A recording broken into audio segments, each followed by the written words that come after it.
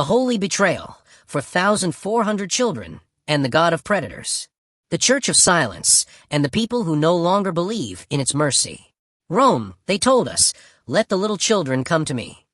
But in Italy, those sacred words have turned into a curse.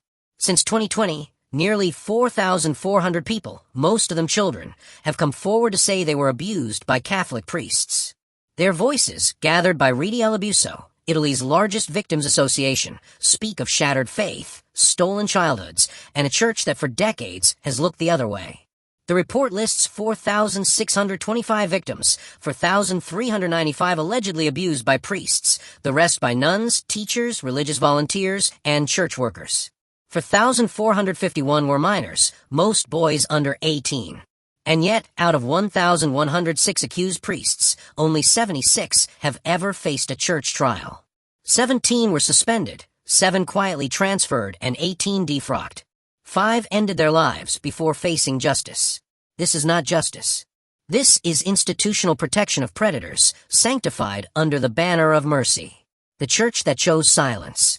The Italian Bishops' Conference, Conferenza Episcopale Italiana, CEI, has offered no comment. No apology.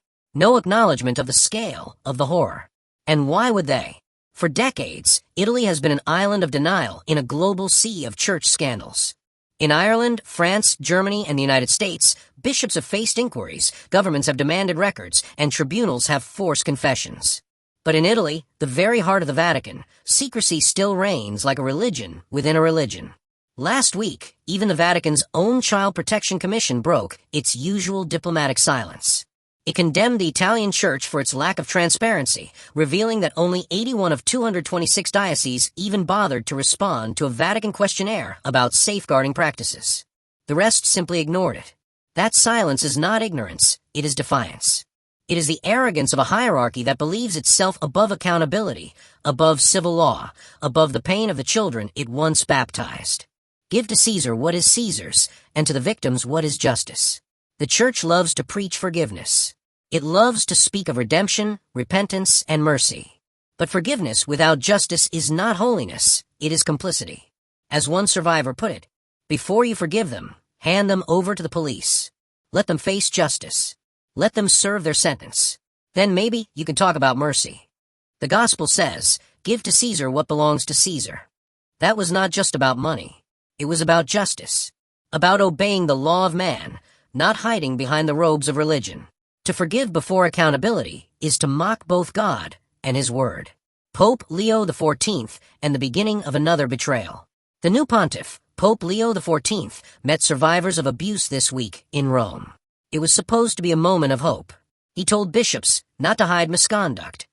But words cost nothing, and survivors have heard them before. His predecessor, Pope Francis, spent 12 years promising zero tolerance. Yet what came of it? A few defrockings, a few commissions, a few press conferences. Meanwhile, thousands of victims waited for the truth and died without it. Now Leo XV has inherited a broken church, one bleeding credibility, one that still protects its wolves in cassocks. And before the ink of his papacy has even dried, the truth roars louder than the bells of St. Peter's. From Chicago to Lima, the trail is unmistakable. Abusers were not punished, but protected, quietly moved from parish to parish like ghosts in clerical collars. Files were buried, victims were shamed, and the church turned its sacred walls into a fortress of silence. His call for honesty is not a promise. It's a performance, the first deliberate lie of a papacy already stained by the same sin it pretends to condemn. The Church of Predators.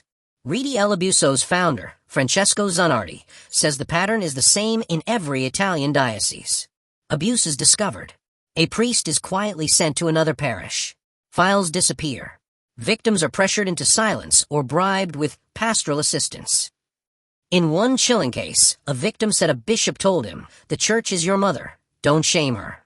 But what kind of mother covers up the rape of her own child? The statistics speak with a voice the bishops cannot silence. 4,108 boys and 343 girls.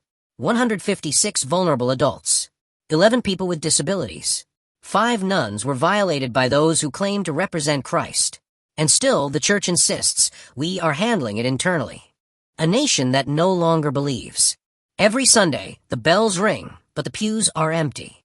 Every sermon echoes, but faith is fading. People no longer reject God, they reject his corrupted institution. They reject the Vatican that shields monsters under its marble dome. They reject bishops who preach chastity and cover up carnage. They reject priests who hold a chalice in one hand and a child's innocence in the other. This is why people no longer go to church. Not because the world has lost its faith, but because the church has betrayed it. Justice delayed, faith denied. To this day, most Italian prosecutors struggle to investigate church crimes because the institution refuses to open its archives. Priests accused of rape are often reassigned to rural parishes where no one knows their history. And the Vatican? It protects its own. It invokes sovereign immunity. It claims independence from national law. But independence is not impunity. If a priest rapes a child, he is not above Caesar's justice. He is not a citizen of heaven. He is a criminal on earth. Until the church itself delivers these men to justice, its moral authority is dust. The gospel of justice. There is no gospel that excuses silence in the face of evil. Christ himself overturned the tables of the corrupt in his temple. He did not invite them to confession first. The church claims to speak for God. But how can it when it refuses to speak for the innocent? How can it preach forgiveness while denying truth? How can it bless the victims on Sunday and protect their rapists on Monday? You betrayed God, and you betrayed his people. You built cathedrals to your own power, not to his love. You chose predators over purity and image over truth. And that, Holy Father, is your sin. The final confession. The survivors of Italy's church are not asking for revenge. They are asking for recognition, for their names to be spoken, for their suffering to be acknowledged, for their tormentors to face real justice. The church can still redeem itself, but only if it tears down its wall of silence. If Pope Leo XIV truly believes in the God he preaches, then he must begin by opening the Vatican's secret archives, surrendering every predator to the police, and admitting before the world, we have sinned. Anything less is another betrayal. Because forgiveness is holy, but only after justice. And justice, Pope Leo, belongs to Caesar, to the courts, to the people, to the 4,400 souls whose innocence your church devoured in the name of God. Until then, the altar stands staying.